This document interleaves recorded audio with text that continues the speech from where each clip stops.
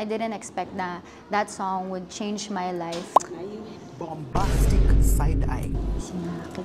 Joke lang. Buhay pag-ibig. Kita naman po yung hair ko. Medyo mahaba. Joke lang. Thank you po. Charot. Siya sa mga talagang una kong nung pumasok siya sa buhay ko. Wow, OA. This time, I wanted to say na this is more personal for me about my family, my friends, and even my relationship right now. Hello, Yuki! Tatakbang sa lupa'y para akong inaalam. Hi, Philippine Star! This is Angela Ken, and I am the singer-songwriter of the song Ako Naman Muna.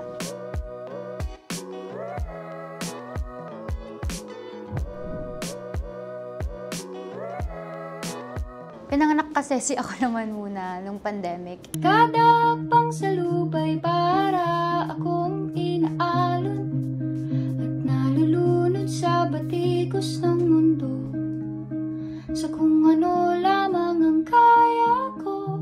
Originally, it's a song for my friend. She's suffering from heartbreak. She's also suffering sa family niya and also in her school. And then, the help that I think I can do is to write a song for her or a message for her, and that's actually a personal thing nung una. And then syempre pandemic came, yung boredom natin lumaki ng lumaki, so sabi ko why not naman i-post ko na lang, wala namang mawawala sa akin.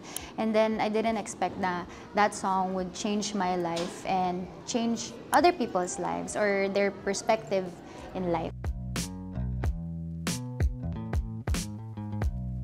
Nakakataba ng puso na hindi lang nila nagustuhan yung kanta mo, yung art mo. May nagawa. Nagkaroon ako ng purpose or mas naging clear yung purpose ko when it comes to my music.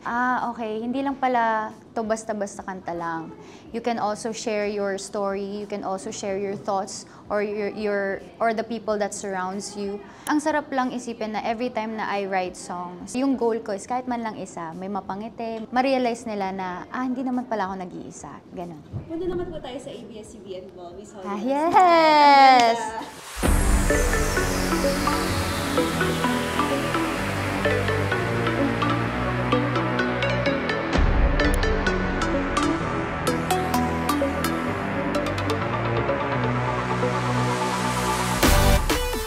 Thank you so much. Sa ABS-CBN Ball, it's my second time. The last one was nung 2023. Yun yung first time ko. And hanggang ngayon naman nakakaba pa rin naman talagang rumampa sa mga ganong klaseng events ng ABS. Kasi halos lahat ng boss, mga idols mo na dati napapanood mo lang, makakasala mo, minsan madadaanan mo. So, it was so fun. It's more of a like connecting each and every family member of ABS-CBN. We're glad naman na you had Thank you fun. po. Now, Charot. kasi we've been going through your TikTok din as well. So we just wanted to know, how will you describe your relationship with Maki? Kasi may TikTok na you. Bombastic side-eye. Joke lang. Ano po?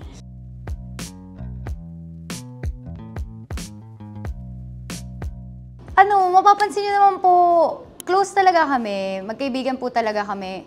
Tsaka parang almost start din halos ng careers namin, magkasabay. So, nung bilang pa lang yung mga songs namin, magkakilala na kami. Naging close kami through an online game talaga. Doon kami nag-start na parang mag-bonding. And then nagtuloy-tuloy na hanggang sa pati yung music namin, parang nagkaroon ng connection as well.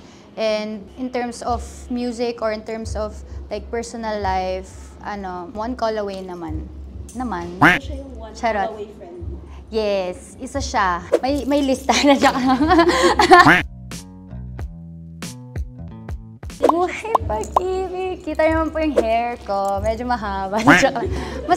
Masaya po yung aking love life. Hala? Okay. Ayun, masaya po. And I'm proud to say na I'm in a long-term relationship, of course. Bago pa ako pumasok sa industriya, siya na yung partner ko na yung kasama ko. And hanggang sa ngayon na I'm still growing. I'm exploring a lot of stuff in my career. Andiyan pa rin siya, sumusuporta sa akin. So. Charot. If it's okay to know, how many years na kayo together? This year, we're turning 6. Isa sa mga talagang nililook up ko ngayon is yung mga bands from before. Medyo suntok sa buwan yung pangarap ko, pero I really want to collab Silent Sanctuary with Imago. Hello po! I'm still hoping na I'm close with her na. Kahit hindi naman yung like music namin or kami magkasama sa isa, like kumakanta, kahit makakolab ko through music, like makasama ko sa pagsulat ng kanta, of course, Timoy Redelator talaga. So, isa siya sa mga talagang una kong, nung pumasok siya sa buhay ko. Wow, pumasok siya sa playlist ko. Sabi ko, gusto ko maging katulad niya. Isa siya sa mga inspirasyon ko kung bakit nasulat ko rin yung mga nasulat ko na.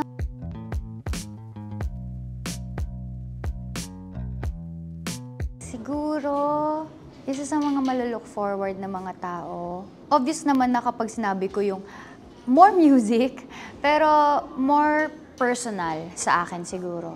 Kasi I've written a lot of songs for OSTs, for other people.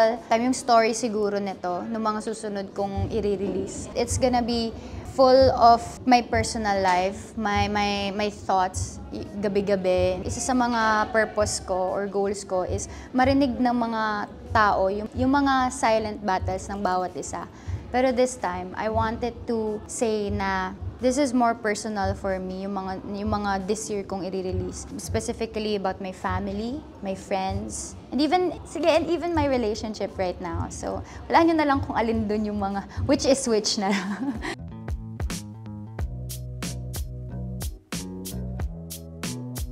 Gusto ko pag naaalala nila or naririnig nila yung pangalan ko, gusto ko malaman nila may kakampi sila. Kapag narinig nila yung pangalang Angela Ken, kakampi ko yun, kaibigan ko yun. Yun, shoulder to cry on ko. And yun yung gusto ko laging napapasok sa music ko. Tatakbang sa lupa'y para akong inaalon at nalulunod sa batikos ng mundo.